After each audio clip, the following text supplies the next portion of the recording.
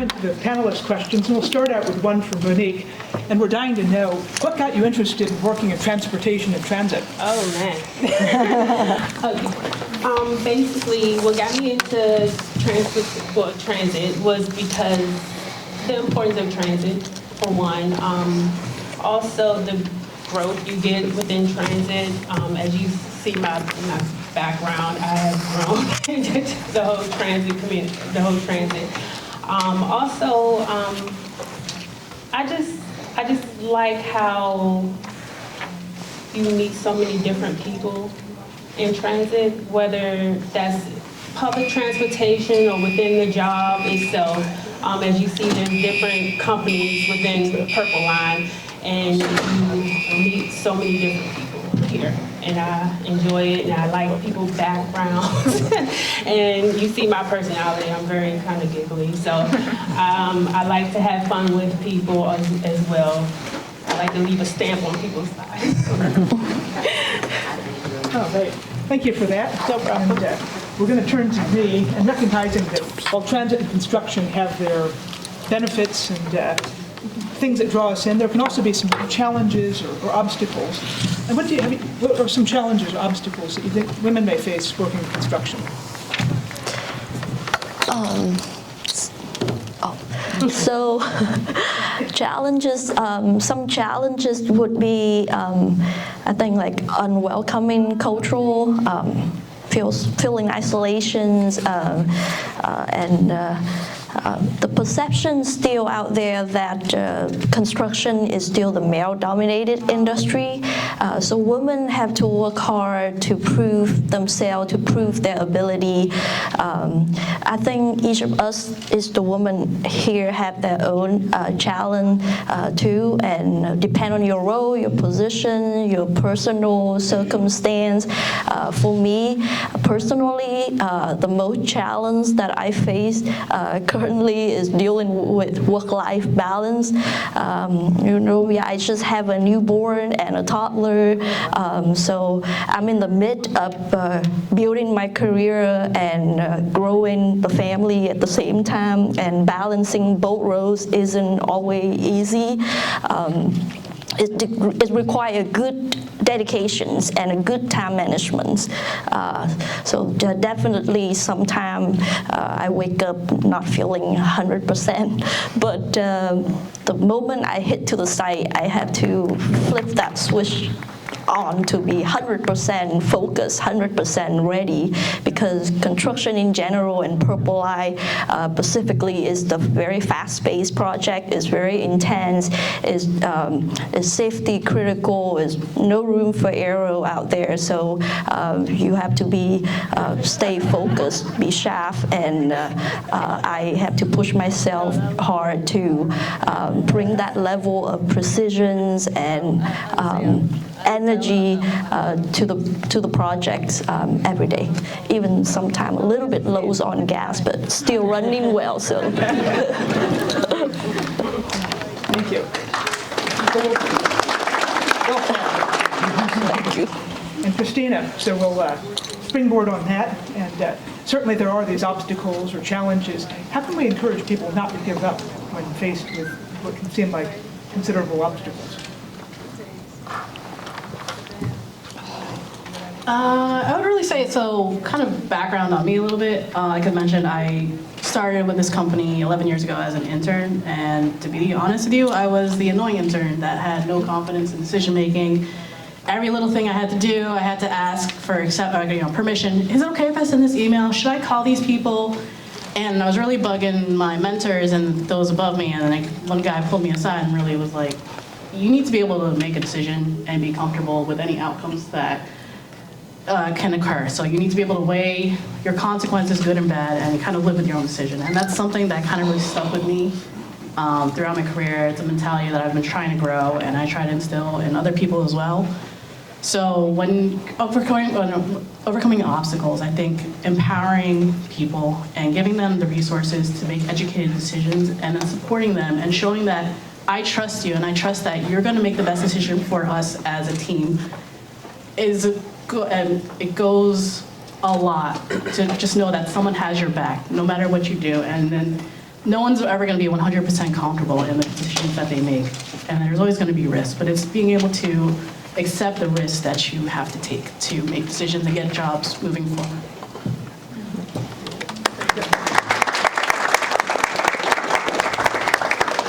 We'll turn to Della for the next question. We've heard about it's being helpful when somebody has your back.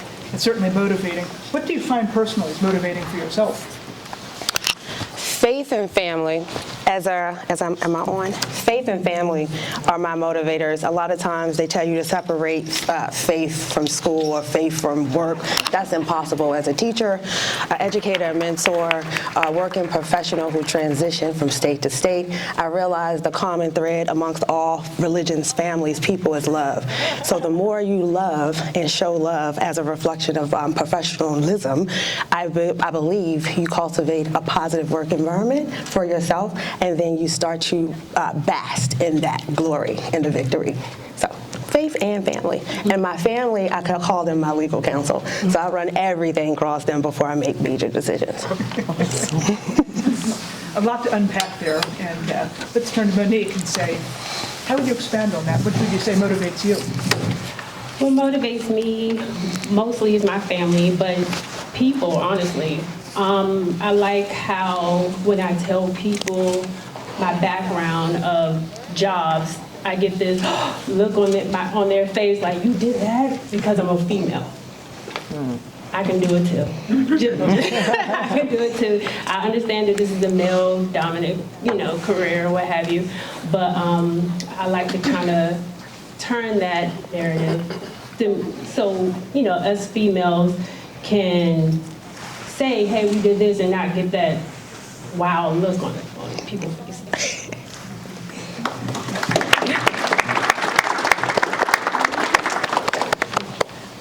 Marianne, we talked about leadership, and Christina gave us examples of leaders who helped nudge her in a good direction early in her career.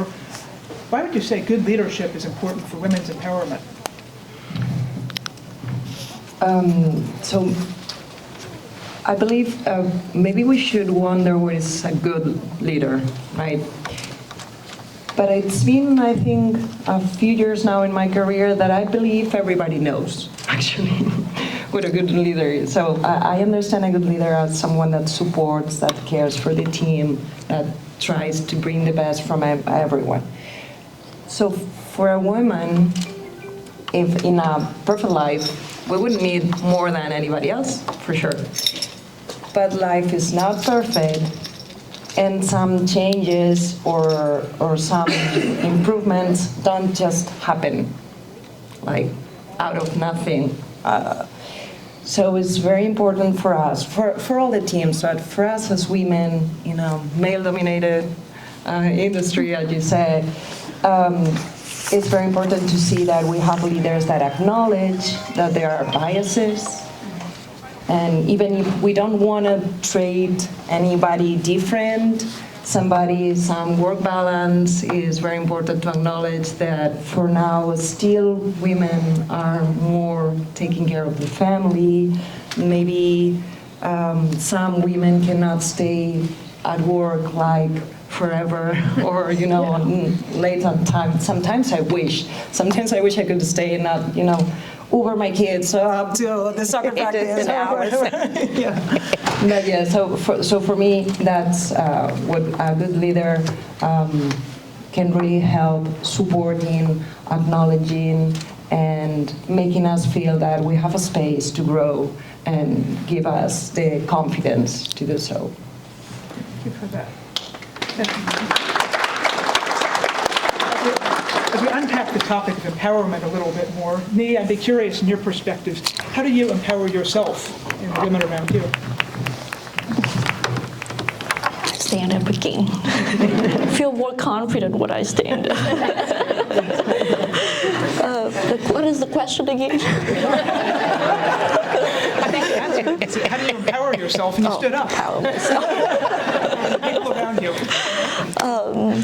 So I believe empowerment starts by believing in your own capacity, and that's how I overcome the challenge at work by believing in myself, by stay confident and perseverance, and I remind myself that I earned this place through hard work, through educations and experience.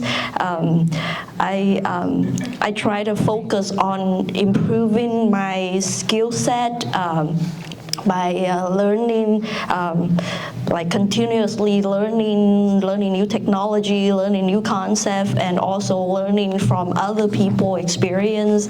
I'm very fortunate to work with very many talented, like people in my office and along my career, so that helped me a lot in building my confidence and prepared me to speak up, to ask the questions, and to like take ownerships, make decisions, lead the projects.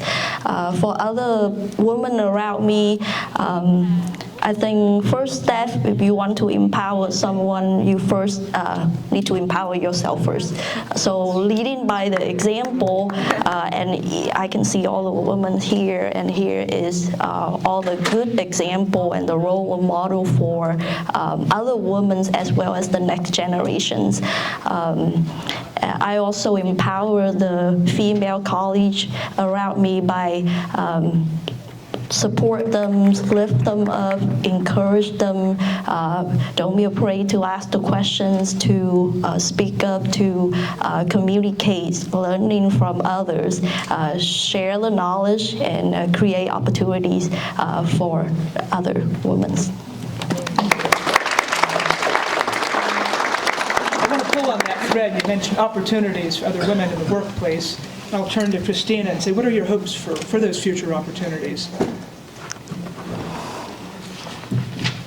I would say, first of all, like, I don't like the phrase male-dominated field. Why is it dominated, right? Connotation of dominate. Why isn't it male-prevalent fields, male-saturated fields?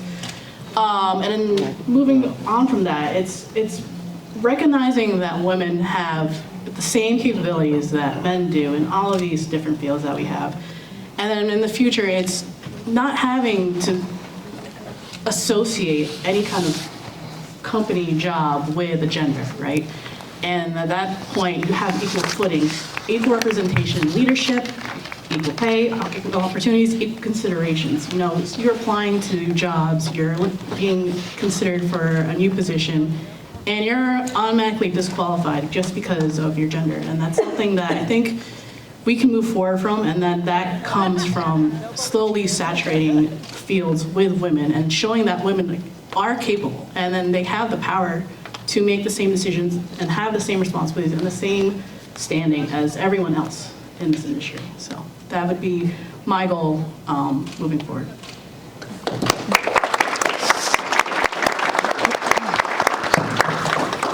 So Maria, we talked about moving forward, but let's talk about time travel. If you could travel back in time and give advice to a younger version of yourself, what would you tell yourself? What would you say that you wish you knew? Don't have kids. No, that was a joke. It was a joke.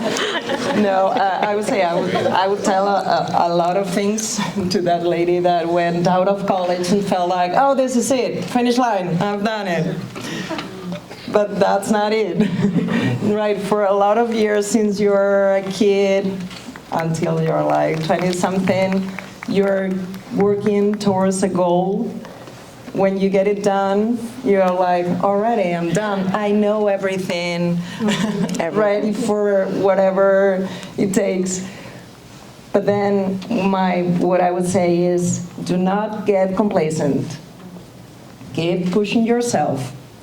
Not too hard because you're a woman, because sometimes I believe I sometimes felt like I cannot be weak because that would be considered as a woman behavior. I cannot be, some things that do not think too much about it, just do yourself, try to push yourself for everything that you do, and I think that should be it. That would be applicable for everything that you try to accomplish in life. Very applicable.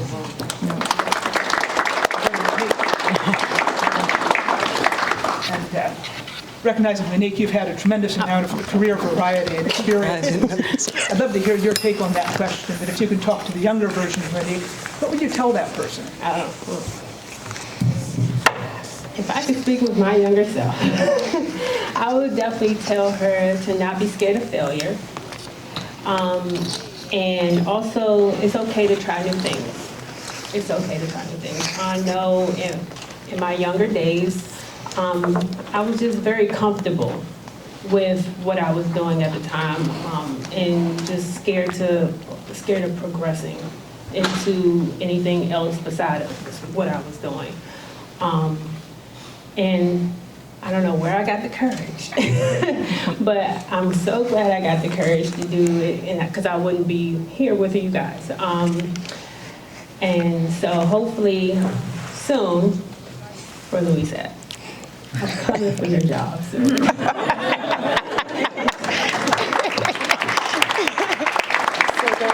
That was a directive.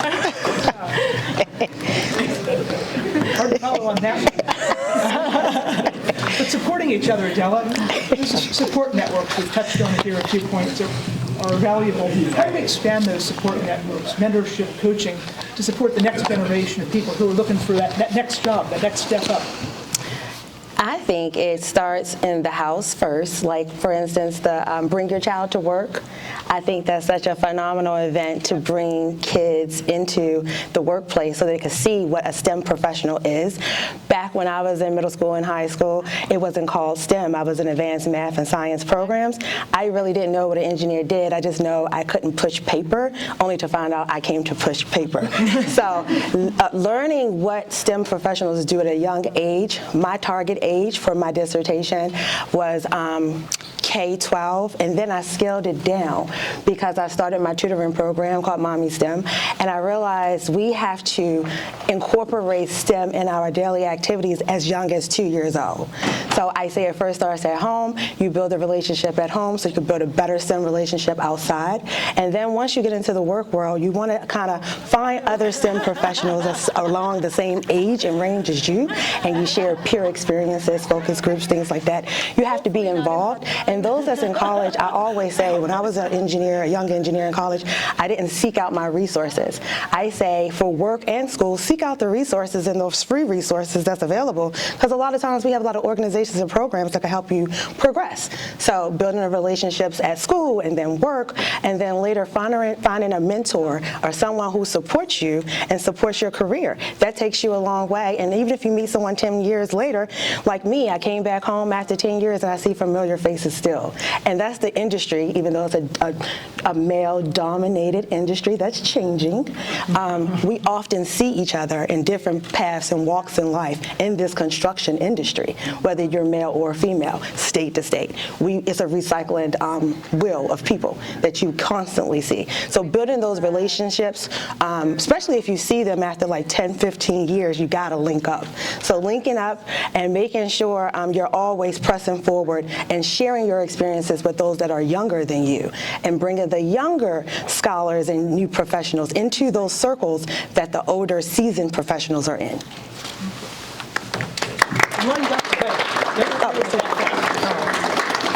So our final question for the panel before we open it up to the audience questions is going to be a round robin. Anybody who'd like to answer can speak to this one. We'll just pass the mic along. So group question is, who was or is the most influential woman in your life and why? Well, since I had the mic, I'll just continue. I like to say the feminine energy from my great-grandmother to my grandmother to my mother to me, because I could see the resemblance, and me.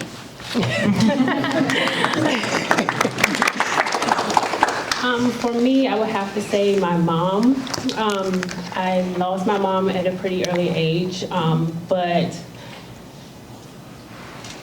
that woman Man, it was me and my 3 siblings, and she was very strong.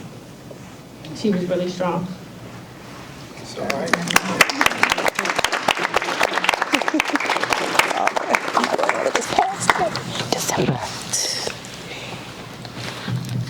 So in my case, I think it's similar to what you just said, because my grandma was in a time where female was just supposed to be at home cooking and things like that.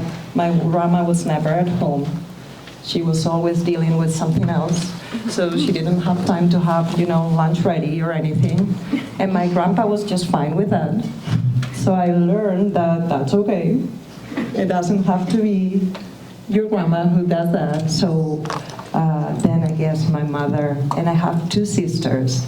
We're only 3 sisters, female. So I guess my father also made sure that he empowered us. But I would say that my grandma, I feel that she was the first female that I knew that she was not doing what was expected to do for a female, just for the fact to be female.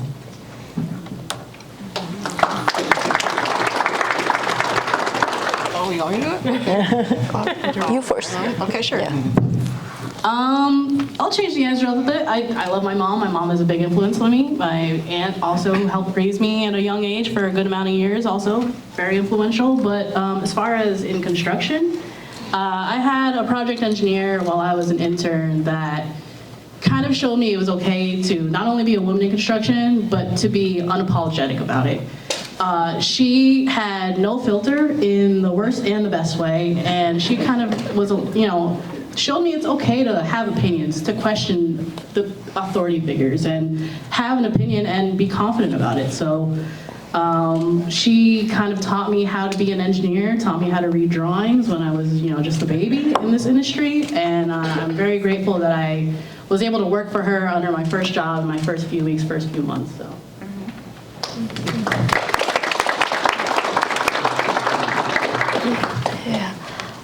So for me, the most influenced people in women's is probably my mom. I think surely my mom, because she is very strong woman, and she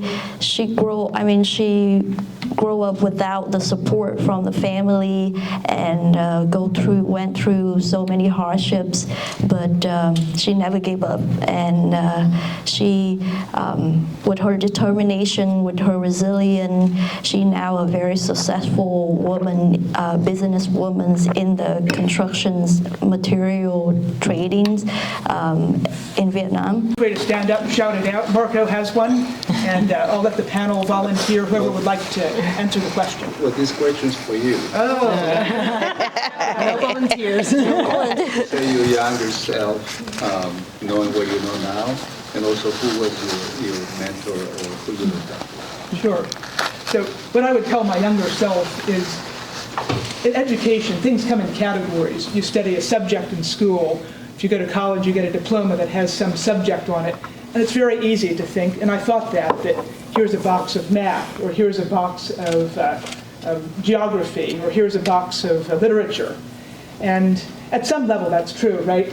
But the really interesting questions in life, and I'm sure many of you have encountered this, the real problem solving smears across all those areas of knowledge. You have to take a little of this and a little of that, sprinkle in some more of the other thing in the middle.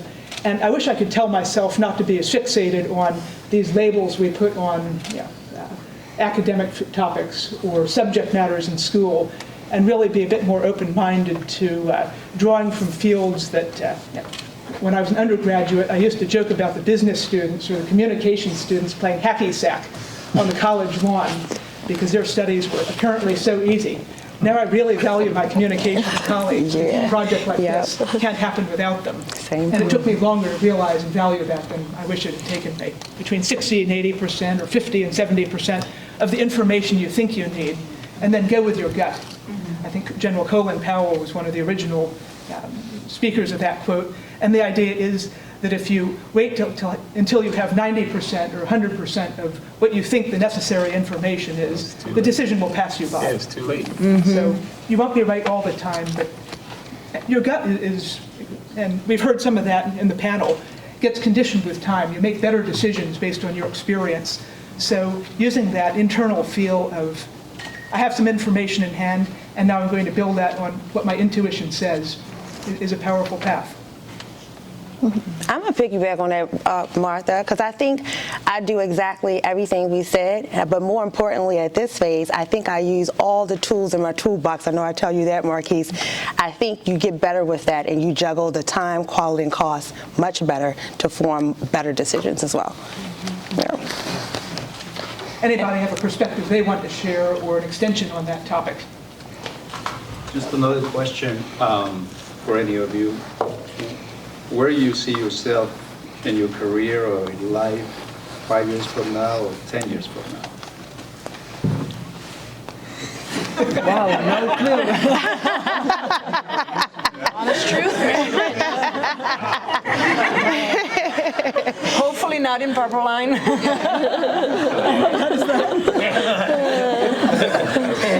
I'll be retiring from engineering and going into teaching. Oh, really? Yeah, when I turn 50, I'm going to retire the engineering career and move into teaching full time. Yeah. That might be an interesting maybe topic to discuss, because there's not only few women in construction. There's, I would say, not that many elderly people in construction. That's So, true. Yeah. Yep. So I bet that is something that I think it's the extended hours. It's the extended hours. It's the modified work schedule. It's the drop of a dime. Right. Yeah. I think when you've done that for 30 plus years, you're ready to hang your hat up. So maybe the fact that there are some changes helping the work balance and more flexible hours, I hope that also will help not just women but other people to stay longer. Right, to stay in the industry here. Yep. And that is a topic, because we talk about the construction industry losing people. And that's not just on the front end of people who may not enter, but also losing people partway through. So point very well taken. How do we keep people in? Mr. Rowland. So I have a question, probably for across the board for all you can answer. We talk about the successes, but can you share some of your failures, some things that you may have encountered? That's not that nice to talk about. I know, it's always sensitive. Yeah. I think for women it's an emotional subject. That's why we don't like to talk about it, because we might start crying up here. So I don't know if y'all want us in tears up here. But for me, my first engineering job was very challenging. I was thrown into Western Maryland. I'm a Baltimore City girl, as y'all know, originally from Tulsa, Oklahoma. And I had to be out in the woods and things like that, ticks and chiggers, and I just didn't know about all of that. So like facing the fear and just plunging through is what I did. I was like, well, how bad could it be? And I realized it was really bad. You could get bit off and things like that. But being prepared, I learned to listen to the men in the field. Listening is such a skill. Not only listening, but paying attention to what they do. As a female in a male-dominated, because it still is, field, you kind of mimic what they do, and they teach you, like, wear long sleeves all year long. Put your PPE gear on. Spray down before you go into the woods. And then they let me know about fashion, like, don't come out here with nothing cute on, because this is not the place for that. And listening to that, modeling what they're doing, and then buying the stuff they asked me to buy, like muck boots.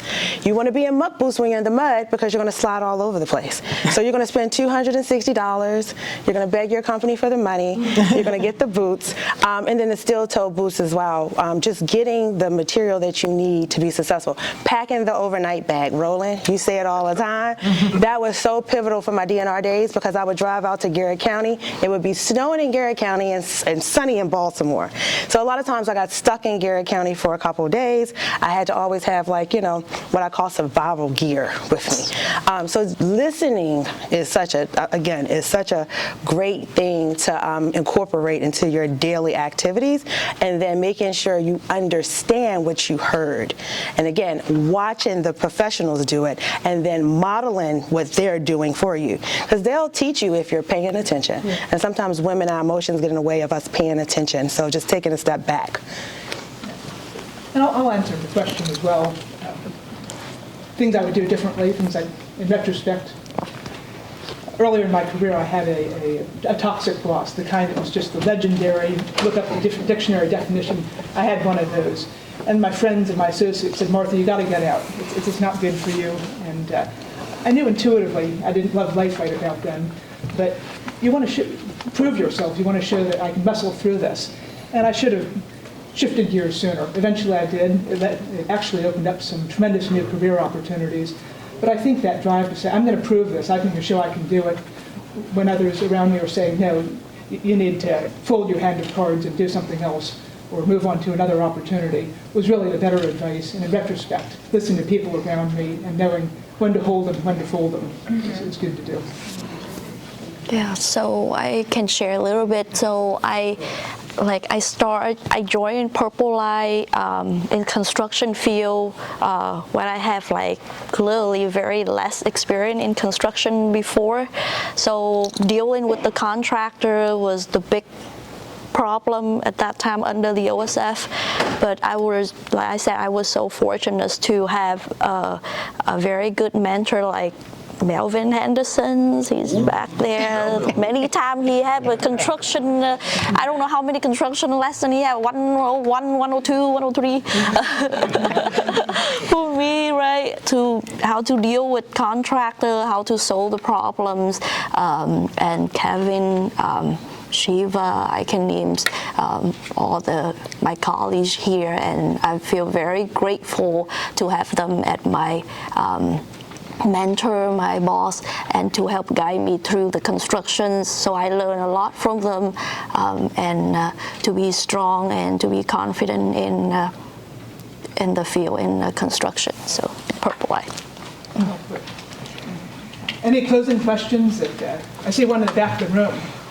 Me, I'm gonna have to put you on the spot now. You know, you're a pleasure to just leave a legacy with you, the knowledge that I have in the past of my life.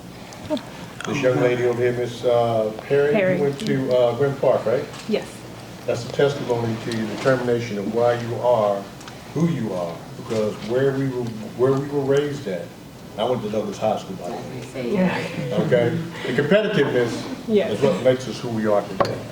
That's why you're going to have Luis's job on. I don't know what is going on. What connection? That's right, you manifest. Well, before more of us find out that other people in the room are eyeing our job.